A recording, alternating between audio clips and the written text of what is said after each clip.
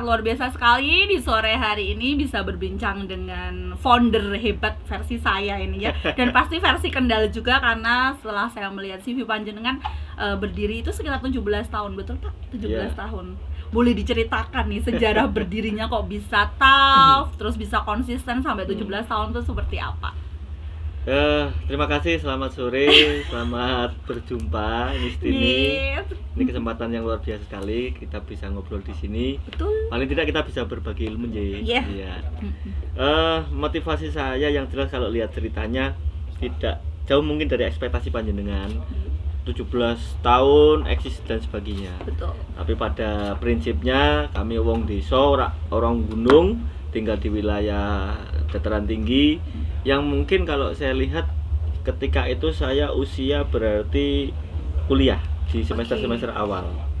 Kuliah semester awal. Kami berawal dari teman-teman Karang Taruna.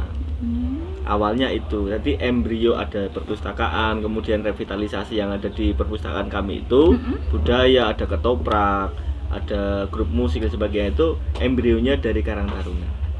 Jadi yang jelas Karang Taruna jalan, semua kegiatan yang ada di tempat kami pasti berjalan. Gitu sih. Berarti dari 17 tahun itu ada regenerasi gitu ya istilahnya ya? Yeah. Atau tetap ini panitianya atau volunteernya dari 17 tahun itu masih ada sampai sekarang, atau ada regenerasi hanya ke pengurusannya saja?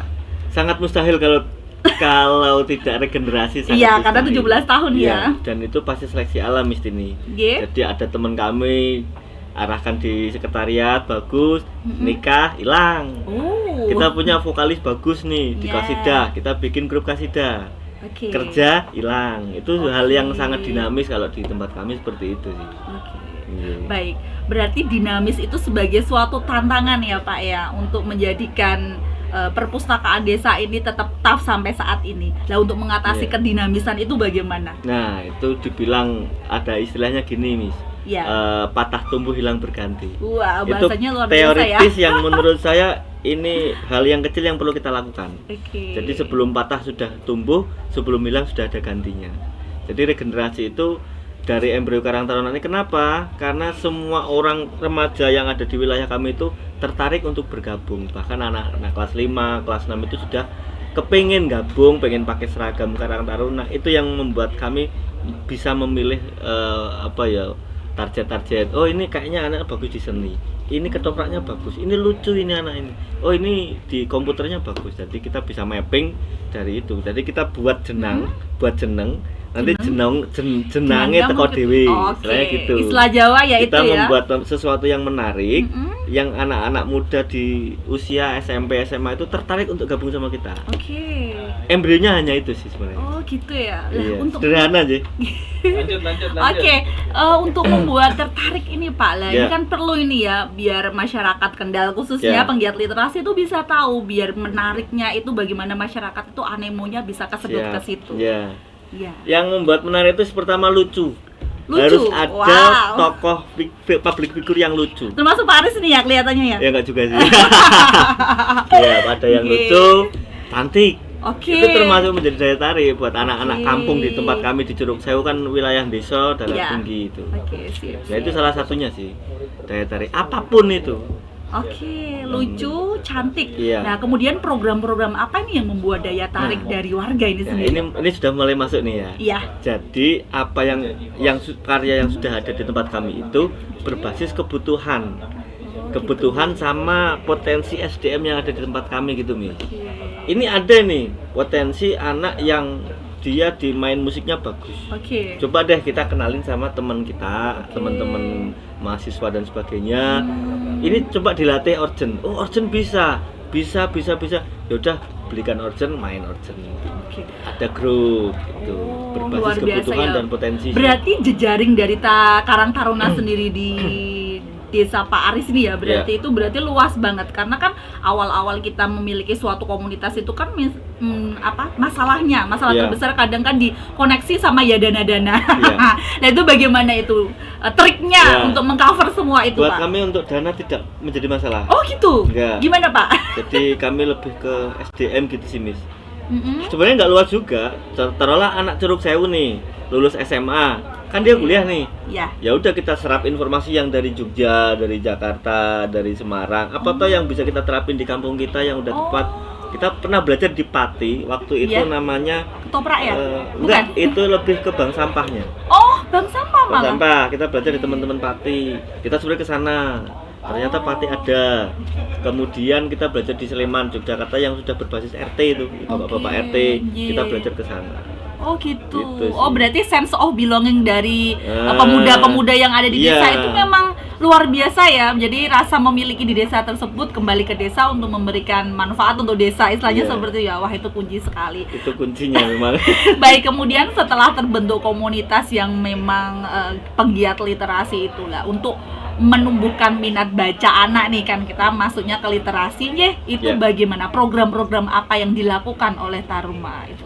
Jujur ini ya Miss, programnya membosankan. Program untuk meningkatkan minat baca terhadap anak-anak kampung di tempat kami, apalagi sekarang sudah ada gadget dan sebagainya, lumayan membosankan. Tapi kita arahin nih, contoh ada anak yang lebih suka ke kreativitas, ya udah kita bikin kegiatan kecil-kecilan aja, bikin kegiatan seperti kriya anyam, anyam-anyaman, apa tuh yang kamu suka, gambar mas, ya udah kita carikan guru gambar, teman-teman kenalan-kenalan Karang Taruna di desa yang lain, kita ajak nyambung. Oh berarti intinya kan kita beri fasilitas ya ke anak ini sesuai minat dan bakat mereka. Tapi kan bersumber dari buku. Nah, itu dibalik konsepnya. Jadi dia suka dulu, dia nyaman ke gambar, kita kasih ini ada, sebenarnya itu ada buku yang bisa bikin kamu gitu. ini. Jadi memang sengaja daya tariknya itu ke hal yang mereka minati, baru nanti ending akhirnya ke baca. Yang selanjutnya ya ke nulis sih.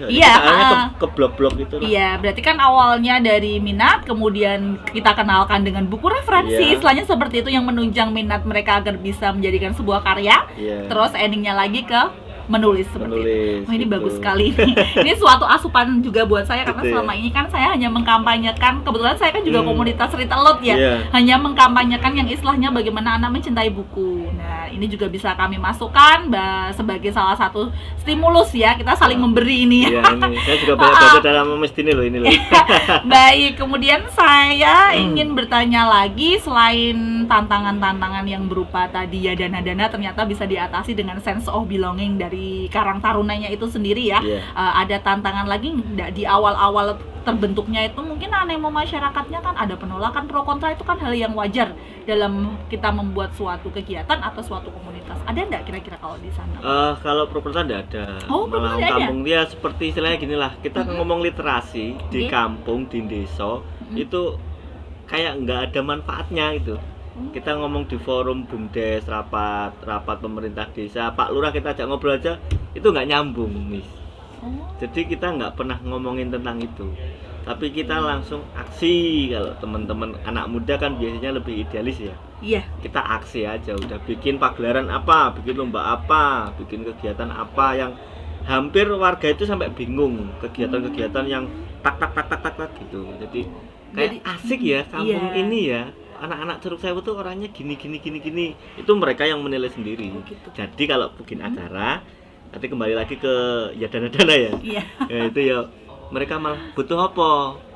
Kita kasih. Gitu, luar biasa sekali bonding antara Karang Taruna sama warganya. Berarti ya tebar pesona itu buat jeneng, jenangnya teko dewe. Nah saya tertarik sekali nih buat jenangnya teko dewe. Bonding yang dilakukan untuk Karang Taruna sendiri kan pasti ada tantangan dengan anak-anak muda ini yang istilahnya banyak bergerak, tapi kan emosinya juga kadang fluktuatif.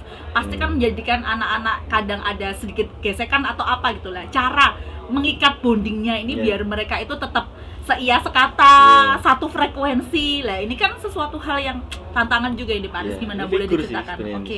Figur ada figur yang memang dia ada menurut teman-teman atau anggota dan pengurus itu pokoknya tidak berani nabrak.